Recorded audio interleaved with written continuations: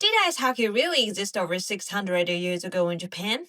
Who's the real person behind the new evil character, Shokan? And did you catch Shizuku's little wordplay gag? There's so much to uncover in this episode. Let's break it all down together. Welcome to Jas Anime Commentary. 皆さんこんにちは. Hey guys, I'm Jas, a Japanese anime fan. On this channel, I share the cultural and historical background behind anime, translating the feelings and meanings that Japanese people naturally understand but are often missed across cultures. So sit back, relax, and enjoy. And just a heads up, this video includes some spoilers from the whole anime series and its historical background. You guys ready? Let's get started. Today we're looking at episode 7 of the Elusive Samurai, Children in Winter. And here's a quick recap. Tokiyuki spends his first winter in Suwa. On the surface, things look peaceful. But in the shadows, Sadamune Ogasawara already commands a cruel scoundrel named Shokan and sends him to seize a northern village in Suwa's land.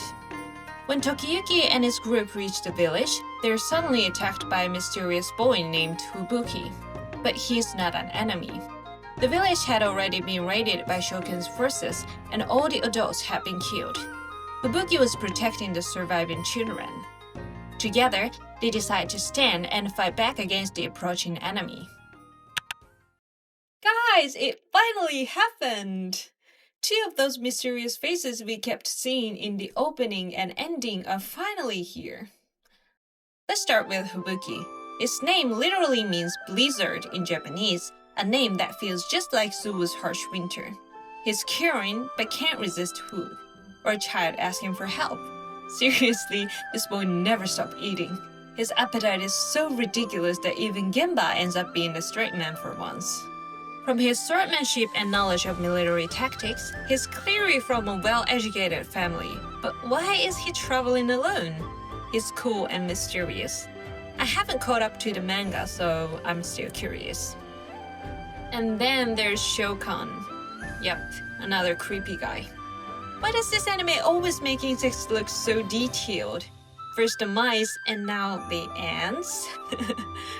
The kanji of his name, Sho, means miasma, and Kan means wicked, so yeah, he's basically Mr. Bad Guy. Historically, he's based on a real person named Shogun Hirano. That's Shogun in Japanese, but it can also be read Shokan. He wasn't a famous figure. Honestly, 99% of Japanese people have probably never heard of him. It seems he was born a samurai but later became a monk, which explains his shaved head in the anime. According to the records, he was originally tasked with suppressing scoundrels, but in the end, he became one of them. Apparently for money. Historically, though, he actually fought against the Hojo and was executed for rebellion, so by this point in the story, he was already dead, meaning the author basically revived him from history. 2 new characters with very strong personalities. This is gonna be fun. Alright, let's start with the funny part. Did anyone else think, wait, are they playing ice hockey? Was it even a thing in this era? I saw a comment on MAL saying the same thing, so I did a little digging. Turns out there was no ice hockey in Japan back then, but there was a game called Gitcho, where people hit a wooden ball with sticks that had little hammers on the end. It's basically like hockey. So this scene is probably one of Yorishige's prophetic gags, like he somehow knows games from the future. And do you remember this scene?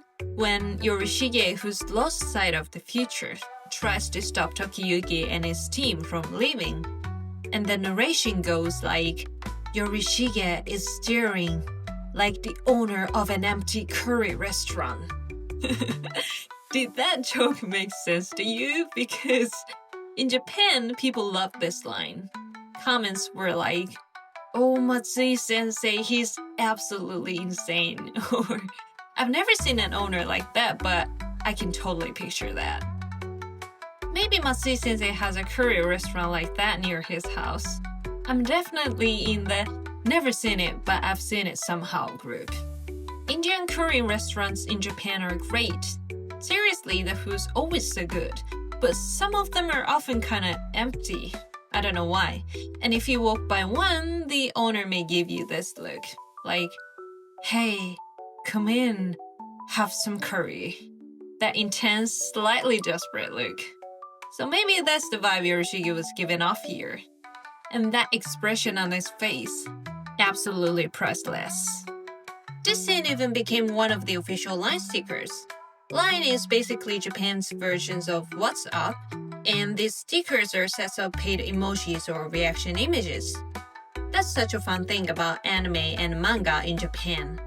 The official creators sometimes turn funny scenes into line stickers and sell them. There are also line sticker sets for Naruto, One Piece, and Demon Slayer too.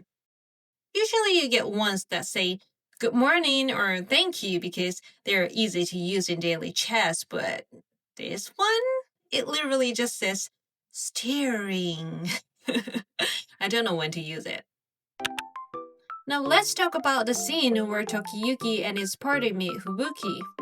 There's that hilarious moment when Fubuki says he's looking for a lord who needs his guidance, and Tokiyuki's eyes just start sparkling like, oh my gosh, that's exactly what I've been waiting for! And then suddenly Shizuku's hand comes out from behind him. In the English dub, the subtitle goes, hand comes out from throat. Like, what does that even mean? But actually, that's based on a Japanese saying, 喉から手が出る, which means to want something so badly that your hand comes out of your throat. It's used when you really want something, like you can't help but reach for it. So Shizuku was just showing it literally. It's such a cute little gag, and this episode really gave us so many adorable Shizuku moments. Alright, things suddenly get serious here. At the end of the episode, there's that chilling scene where Shokan kills the villagers and spits on the bodies while chanting Namo Midabutsu. That phrase is a Buddhist chant, which means I entrust myself to the Buddha. It expresses faith and surrender to the Buddha's compassion. But here, Shokan says that Buddha will forgive his sins instantly if he chants these words. That's a deliberate misinterpretation. This idea comes from a Buddhist sect called Jodo Shinshu, which was founded a bit before the time of this story. I totally remember learning about this in history class, so it's something many Japanese people are at least vaguely familiar with. Back then, since 150 years before this anime's setting, Japan had been suffering through endless wars, disasters, and famine. Life was hard for ordinary people, and many sought spiritual comfort. Jodo Shinshu spread because it offered that hope. It taught that even evil people can be saved by Buddha's compassion. But the word evil here doesn't mean an evil criminal. It means someone trapped by their own selfish desires and thus unable to escape suffering by their own power. That's why the Chishin says, don't rely on your strength. Rely on Buddha's mercy and chant Namo Midabutsu. However, when this message was simplified or taken out of context, some people twisted it to mean, no matter what you do, as long as you chant, you'll be forgiven. And Shokan, being both a former samurai and a monk, probably knew the real teaching. Yet he chose to twist faith, using it not for salvation, but as an excuse for cruelty. That's what makes this scene so dark and ironic. It's not just violence, it's also a mockery of belief itself. And that's episode 7. This episode starts off light and funny, but ends up with a chilling tension. Next time we'll look at episode 8, A War of Hide and Seek. Actually, episodes 7 and 8 are full of hidden clues that all connect, and everything comes together in episode 9. Let's talk about it next time. If you had fun with this video, please like, subscribe, and share it with your friends. And I'd love to hear from you. What scene do you want me to explain, or are there other anime you'd like me to cover? Drop your thoughts in the comments. Thank you for watching, and see you in the next video.